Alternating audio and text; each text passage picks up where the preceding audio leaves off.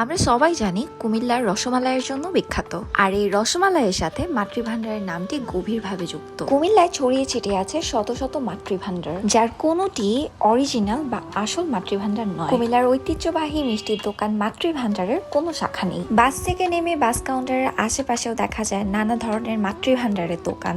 এছাড়াও কুমিল্লার বিশ্ব রোড এবং এর আশেপাশে শত শত মাতৃভান্ডারের দোকান। কুমিল্লার অরিজিনাল মাতৃভান্ডারের রসমালাই খেতে চাইলে এই দোকানগুলো জাস্ট অ্যাভয়েড করবেন। কুমিল্লা শহরের মনোহরপুরের রাজরাজেশ্বরী কালীবাড়ির ঠিক বিপরীতেই কুমিল্লার আদি মাতৃভান্ডার বা অরিজিনাল মাতৃভান্ডার অবস্থিত, যেটি কুমিল্লার আসল রসমালাইয়ের উৎপত্তিস্থল। 1930 সালে দোকানটি অবস্থিত। 2018 সালে শঙ্কর সেনের মৃত্যুর পর বংশ পরম্পরায় অনির্বাণ সেনগুপ্ত মাতৃভান্ডারে দেখাশোনা করছেন।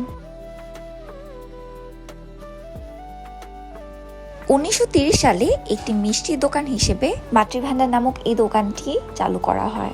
বিভিন্ন ধরনের বিভিন্ন নামের মিষ্টি থাকলেও এই দোকানের রসমালাইটি আজ পর্যন্ত বিখ্যাত হয়ে রয়েছে। বর্তমানে রসমালাই নামে যে মিষ্টান্নটা আমরা চিনি, এটির পুরো নাম ছিল ক্ষীরভোগ। পাকিস্তানি আমলের মানুষেরা ক্ষীরভোগকে নামকরণ করেছে রসমালাই। পাকিস্তান আমল থেকে এর স্বাদ এত বেশি মুখরোচক ছিল যে কুমিল্লা শহরের মাতৃভান্ডার রসমালাইয়ের জন্য বিখ্যাত হয়ে উঠেছে।